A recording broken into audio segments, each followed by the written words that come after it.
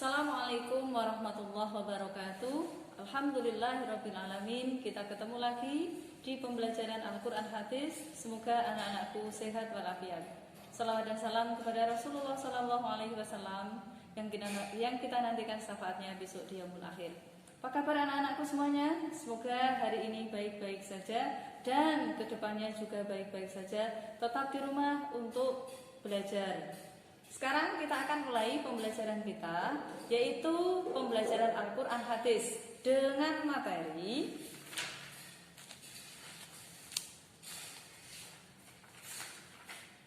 meraih kesuksesan dengan optimis, ikhtiar, dan tawakal. Kalian bisa membuka buku kalian di buku Pendidikan Agama Islam kelas 9, yaitu halaman 134.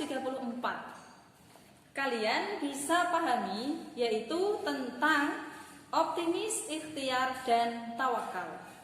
Yang pertama adalah kita akan membaca surat Az-Zumar ayat yang ke-53. Bacalah surat Az-Zumar itu berulang-ulang, kemudian hafal terjemahannya per kata yang ada pada halaman 140. Itu merupakan landasan tentang kita untuk senantiasa ikhtiar. Apa itu ikhtiar? Ikhtiar adalah senantiasa berusaha semaksimal mungkin sampai kita mencapai tujuan yang ingin kita raih. Mari kita baca bersama. A'udzu billahi minasyaitonir rajim. Bismillahirrahmanirrahim. Qul ya ibadiyalladzina asrafu ala anfusihim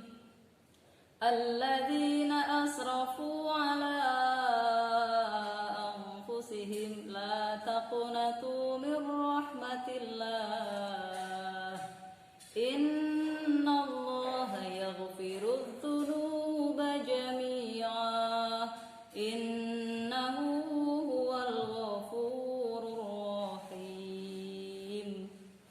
itu adalah surat Az-Zumar ayat yang ke-53. Artinya bisa kita lihat pada halaman 140. Qul, katakanlah, ya ibadi, wahai hamba-hambaku, alladzina, orang-orang yang asrafu, mereka melampaui, ala atas anfusihim, diri mereka sendiri. La taqnatu, jangan kalian berputus asa. Mir rahmatillah, dari rahmat Allah. Innallaha, sesungguhnya Allah, yaghfirudz dzunuba, yaghfiru, dia mengampuni adz-dzunuba, dosa-dosa jami'a, semuanya.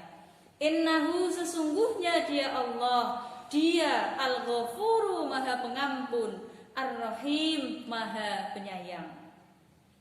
Pada ayat ini kita sebagai hamba Allah, janganlah kita melampaui diri kita sendiri. Kita melampaui batas, kita tidak percaya pada kemampuan kita. La taqnatu, janganlah kita berputus asa. Dari apapun kita tidak boleh putus asa. Karena setiap apa yang ingin kita raih pasti akan ada halangannya, ada ujiannya. Setiap ujian dari kita adalah berbeda-beda. Ada yang diuji dengan rupa yang begitu cantik, rumangsamu, wajah sing ganteng, wajah sing ayu, itu bukan ujian. Ujian itu bagaimana kita bisa memelihara kecantikan, kegantengan kita di jalannya Allah. Bukan kita bangga-banggakan, kita ujub, kita sombong. Itu juga ujian.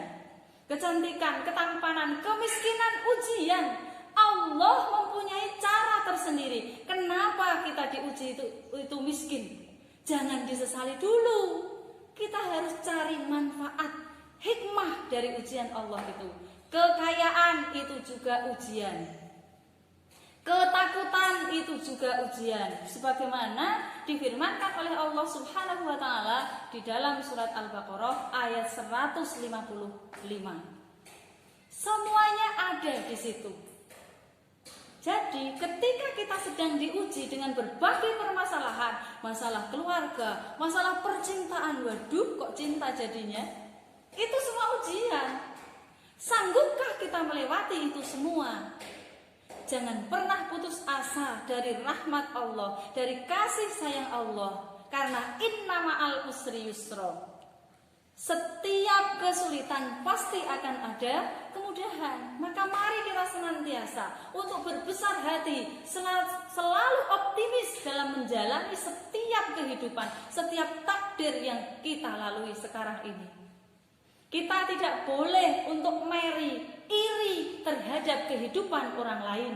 Tetapi kita harus belajar dari kesuksesan atau kebangkrutan seseorang atau kemiskinan seseorang. Kita bisa belajar dari itu semua. Ketika seseorang itu sedang terjatuh, tidak boleh kita hina.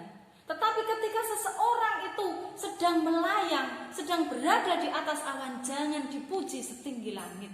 Takutnya kunjungkel tiba, nah mak bendulus sirahe dadine benjut. Nah, karena sakit jatuh itu, kecuali jatuh cinta.